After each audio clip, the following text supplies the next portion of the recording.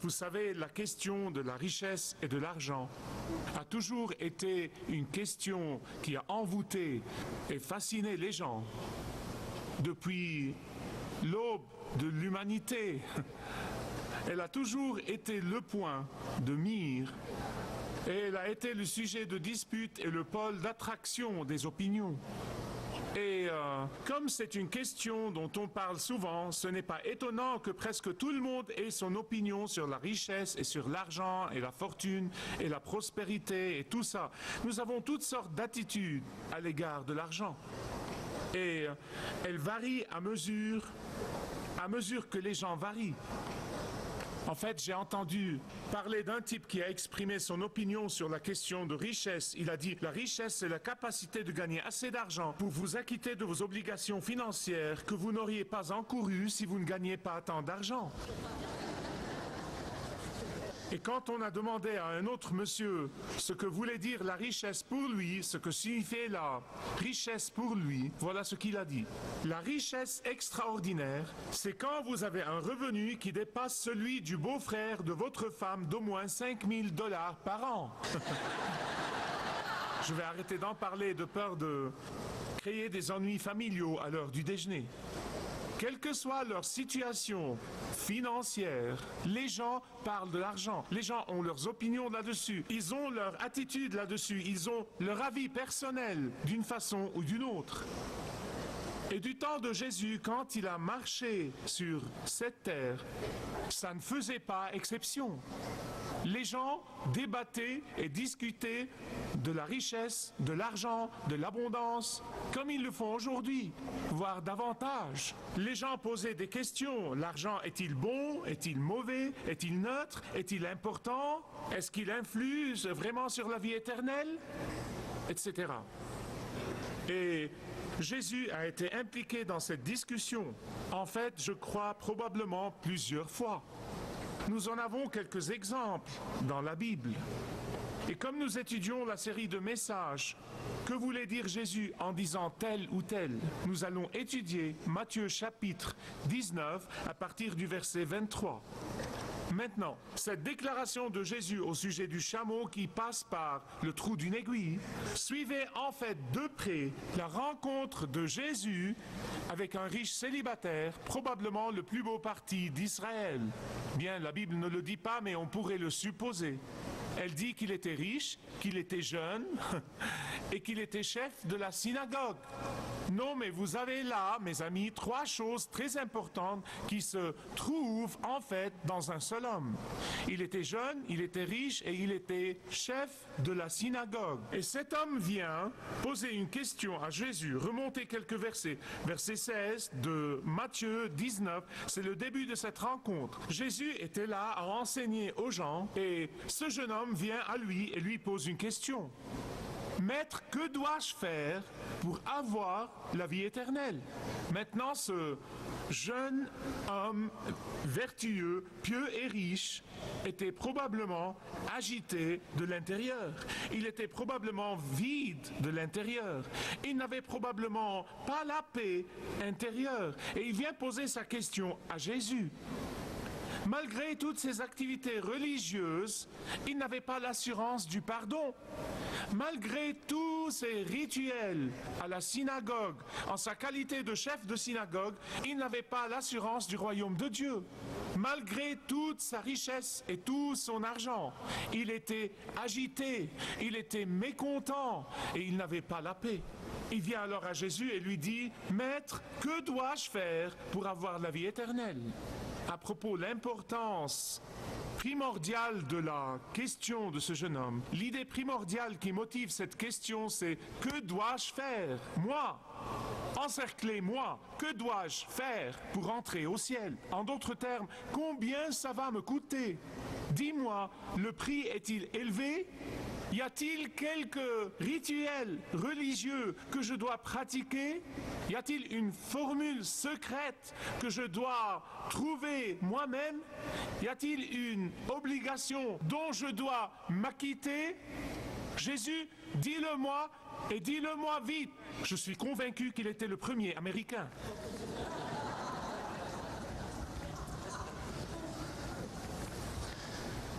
Nous cherchons les solutions instantanées, n'est-ce pas? Et c'est triste. C'est vraiment triste. Et je vais vous dire une chose, je ne vais pas donner ce message important à la va-vite parce que je vais m'arrêter aux questions que vous n'avez jamais considérées auparavant. Je vais m'occuper du cœur même et du contexte de ce message que vous n'avez jamais considéré auparavant et qui viennent du cœur même de la parole de Dieu. Avant que Jésus ait répondu à ce jeune homme, il a surtout, vous savez, c'est très intéressant pour moi. Si vous croyez que Jésus n'avait pas le sens de l'humour en tant que fils de l'homme, vous ne lisez pas l'évangile comme je le lis. Personnellement, je vois partout des choses drôles. Jésus avait un sens incroyable de l'humour dans la façon dont il s'y est pris avec ce type en particulier. Jésus a dit: tu veux donc aller au ciel? D'accord. Va et observe tous les commandements à la perfection. Oh, allez Seigneur, que dis-tu? Non mais, vous savez, le type n'avait pas le sens de l'humour, il ne l'avait pas. Seigneur, tu sais, personne ne peut observer les commandements à la perfection, sauf toi, le Fils de Dieu, l'Éternel, Fils de Dieu. Personne ne peut observer tous les commandements à la perfection, à part toi. Que voulais-tu dire en disant qu'il devait observer tous les commandements? Mais cet homme n'a pas vu l'humour. Vous savez ce qu'il a répondu? Il a dit: Seigneur Jésus, tu sais quoi? J'ai observé toutes ces choses dès ma jeunesse. Ces commandements, je les ai mémorisés, je les ai observés. C'est comme, vous savez, quand je témoigne parfois à quelqu'un, il me dit: je vais au ciel parce que j'observe tous les commandements. Je lui dis: mince, tu fais mieux que moi. Ça le choque. Vous voyez, cet homme n'a pas observé les commandements comme il le croyait. Et puis, il s'en est allé tout triste. Pourquoi? Parce que sa fortune était son Dieu. Parce qu'il était avide et il était menteur. Maintenant, où est le problème? Où est le problème avec ce type pratiquant, riche et sympa? Je suis sûr qu'il était sympa. Mais vous voyez, lorsqu'il s'agit de la confiance, il n'avait pas confiance en la providence du Dieu du ciel, mais il avait confiance en sa fortune. Lorsqu'il s'agit de la foi, sa foi était un tiens vaut mieux que 100 tu l'auras. Et je ne vais surtout pas lâcher prise. Et ça, c'est le vrai problème. Et ça a bien sûr incité Jésus à faire la déclaration que je viens de vous lire au sujet du chameau qui passe par le trou d'une aiguille et combien c'est difficile à un riche d'entrer dans le royaume de Dieu. Et qu'il est plus facile pour un chameau de passer par le trou d'une aiguille. Que voulait dire Jésus en disant qu'il est plus facile pour un chameau de passer par le trou d'une aiguille qu'à un riche d'entrer dans le royaume de Dieu? Là encore, nous voyons le sens de l'humour de Jésus. Pensez-y. Non, mais s'il avait dit que c'était plus facile pour un âne, que c'était plus facile pour une chèvre, vous me comprenez, mais il a dit un chameau. Le chameau est le plus grand animal. Il était le plus grand animal en Palestine du temps de Jésus. Il n'avait pas d'éléphant au Moyen-Orient. Donc, c'était le chameau, la plus grande chose que vous avez jamais vue. Et le trou d'une aiguille, ce n'était pas comme l'aiguille avec laquelle vous cousez, mesdames. Mais c'était un os de 15 à 30 cm de long. Et le trou était de cette taille ou bien de cette taille, selon les variétés. Et l'on cousait avec.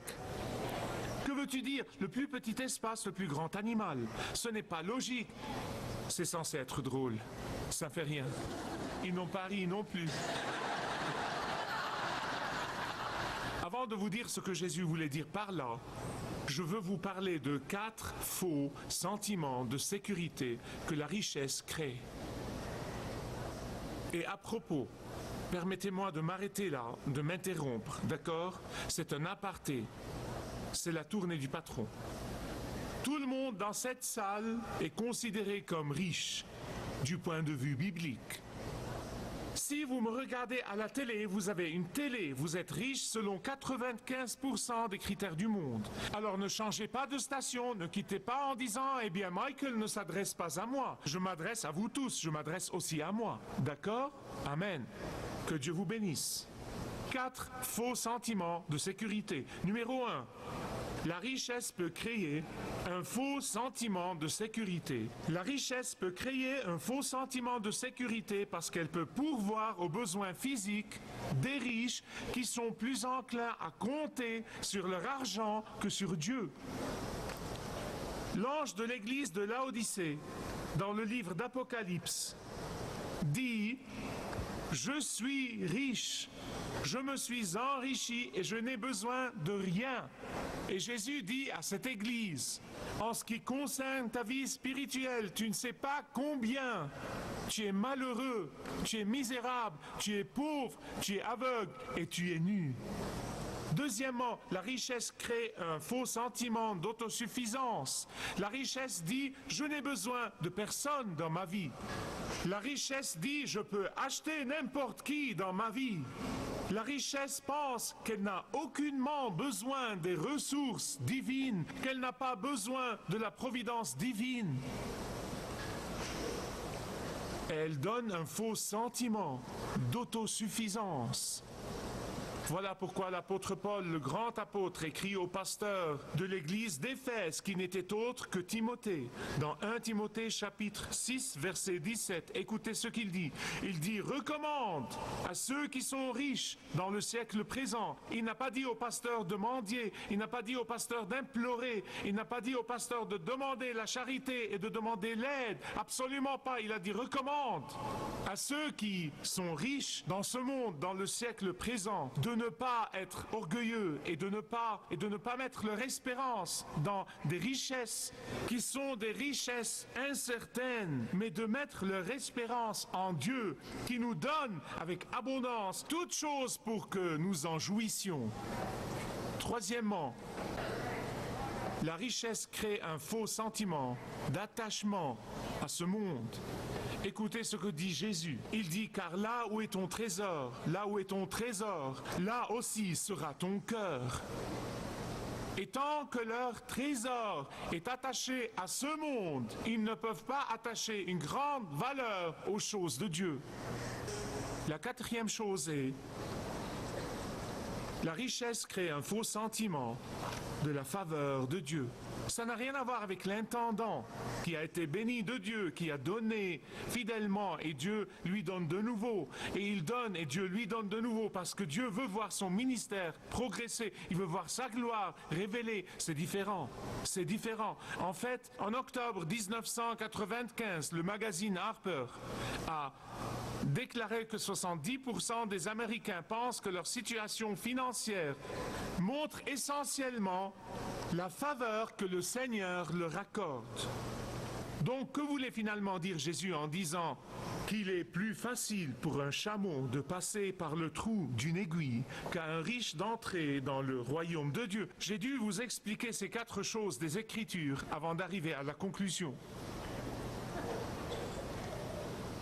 Parce que ces 4 choses que je viens de mentionner de la parole de Dieu mettent une barrière entre vous et le royaume de Dieu. Maintenant, voici une chose que vous ne devez jamais oublier. Pouvez-vous dire jamais, jamais?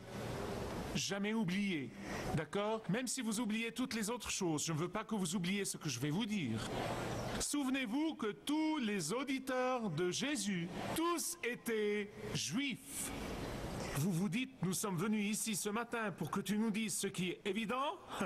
Oui, mais écoutez bien le reste. Les Juifs qui vivaient du temps de Jésus avaient beaucoup de faux systèmes de croyances, non pas dans l'Ancien Testament, non pas dans la parole de Dieu, mais écrits dans les traditions de la part des rabbins. Et je vais vous montrer un qui est grand. En réalité, c'est l'un d'eux. Ils avaient une fausse interprétation de la richesse. Certaines de ces idées ont été rédigées par les rabbins et elles sont devenues plus tard presque obligatoires, presque aussi obligatoires que la loi de Dieu. Pendant des siècles, ils les ont crues et ils les ont enseignées jusqu'à ce qu'ils soient devenus semblables à la parole de Dieu. Et voilà ce que les rabbins ont écrit. Écoutez bien. Les rabbins croyaient que plus votre contribution au temple ou à la synagogue est grande, plus la place que vous aurez au temple est importante.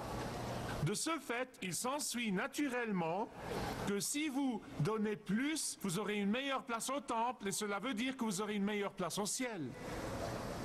Bonjour.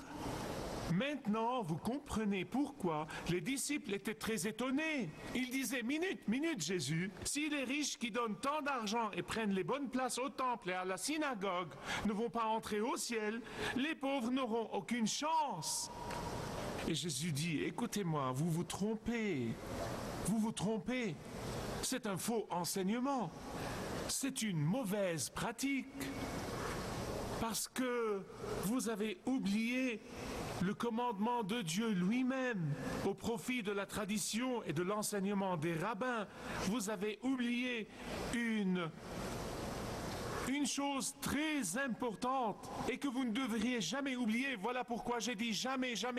C'est ce que j'ai voulu dire par n'oubliez jamais ce que je vais vous dire. C'est impossible pour n'importe qui de venir à Dieu en dictant ses conditions. Jésus dit que c'est impossible pour n'importe qui de venir à Dieu selon ses propres efforts. C'est impossible pour n'importe qui de venir à Dieu en comptant sur sa richesse ou ses contributions. C'est impossible pour n'importe qui d'acheter son accès au ciel. C'est impossible pour n'importe qui d'entrer au ciel d'après ses propres accomplissements, aussi riches et importants qu'ils soient, aussi haut placés et grands qu'ils soient, aussi puissants et influents qu'ils soient. Ils sont totalement impuissants et totalement désarmés lorsqu'il s'agit de leur salut. Lorsqu'il s'agit du salut, le travail d'une personne, l'effort d'une personne, la richesse d'une personne, la réussite d'une personne ne lui amènera pas le salut. Écoutez-moi bien sur ce point. En fait, leur richesse empêche leur vision d'être claire. Elle brouille souvent leur vision de Dieu. Et le salut pour eux deviendra difficile. C'est ce dont parle Jésus, mais ce n'est pas tout. Parce que la clé suivante, c'est quand les disciples ont dit « Qui peut donc être sauvé ?» Jésus a dit aux hommes « Cela est impossible, mais à Dieu, tout est possible. » Que voulait dire Jésus par là? Que voulait dire Jésus par là? Voilà ce qu'il voulait dire. Il voulait dire que Dieu seul peut changer un cœur impie d'un riche ou d'un pauvre, que Dieu seul, dans sa miséricorde, peut convertir une âme, que ce soit celle d'un riche ou d'un pauvre, que seule l'autorité de Dieu peut déclarer une personne sauvée, qu'elle soit riche ou pauvre, que seule la grâce de Dieu peut changer le destin d'une personne du tourment éternel à la béatitude éternelle. Vous voyez, le salut est à 100% l'œuvre du Dieu souverain. Vous voyez, c'est là que certains ont mal compris ce passage à travers les années. Et certains ont dit que Jésus était le premier communiste, qu'il était le premier à réclamer la redistribution des richesses. Vous voyez, ils n'ont pas compris. Ils n'ont pas compris. Jésus a parlé avec Nicodème. Nicodème devait être vraiment plus riche que ce type pour avoir accumulé plus en sa qualité de membre du Sanhédrin. Mais vous savez, Jésus ne lui a jamais rien dit sur sa richesse. Pourquoi ? Non, mais n'est-ce pas normal si Jésus disait à tout le monde de tout donner et de le suivre, n'est-ce pas normal qu'il le lui dise? Pourquoi ne l'a-t-il pas dit à Nicodème? Mais vous voyez, je veux vous le dire, ce n'était pas le problème de Nicodème. La richesse n'était pas son Dieu. Vous savez ce qu'était son problème? Si vous savez, levez la main, je ne vais pas vous demander. Vous savez son problème, d'accord, c'est bien. Son problème était l'orgueil. L'orgueil. L'humilité n'était pas abondante dans la vie de Nicodème. Savez-vous comment je le sais? Il est venu voir Jésus la nuit. Il ne voulait pas être vu en compagnie de ce rabbin radical. Il était embarrassé. Il était trop important dans la société pour être vu avec Jésus. Il est donc venu le voir le soir pour que personne ne le voie. Mais Jésus, avec ses yeux purs, divins, a vu clair à travers son cœur et lui a dit, tu as un problème avec l'orgueil, tu dois naître de nouveau. Il ne lui a pas dit, va, avance que tu as et suis-moi, non. Pourquoi ? Parce que le problème de Nicodème n'était pas l'argent. L'argent n'était pas son Dieu, mais la fierté. Et Jésus a dû s'en occuper. Maintenant, bien-aimés, je veux vous dire une chose.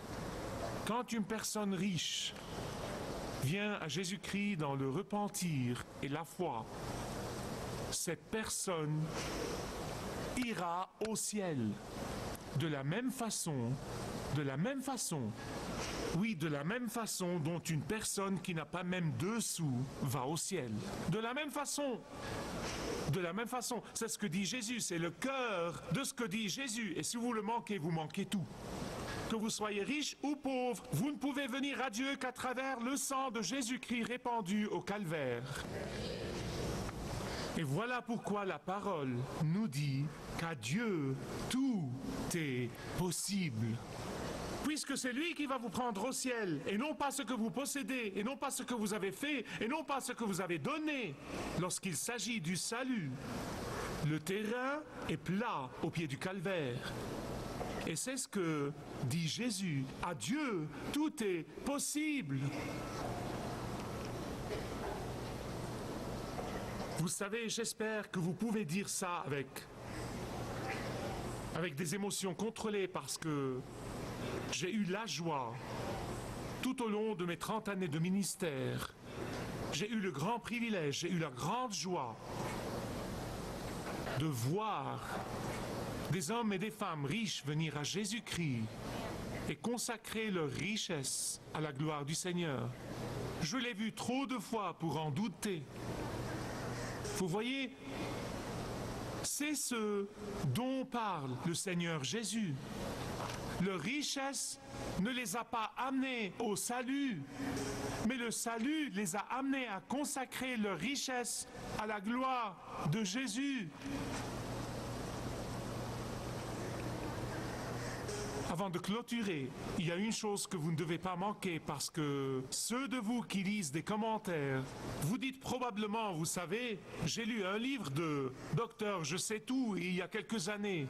Et vous savez, il dit qu'il y avait une porte à cette époque en Israël et c'était une petite porte appelée le trou de l'aiguille. Et qu'elle était si étroite que le chameau devait s'agenouiller et être déchargé complètement de tout ce qu'il portait, puis ramper pour passer à travers la porte.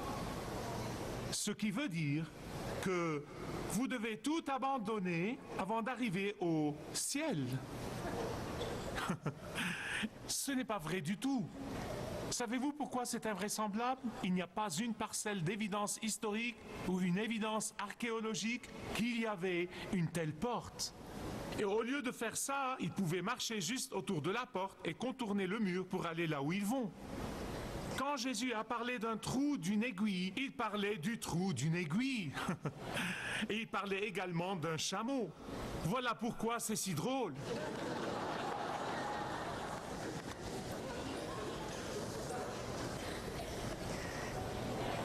Vous voyez, au premier abord, vous lisez ce texte et il semble dire que les riches n'ont aucune chance d'être sauvés. Bêtise! Ce n'est pas ce que dit Jésus. C'est absolument faux, ce n'est pas vrai.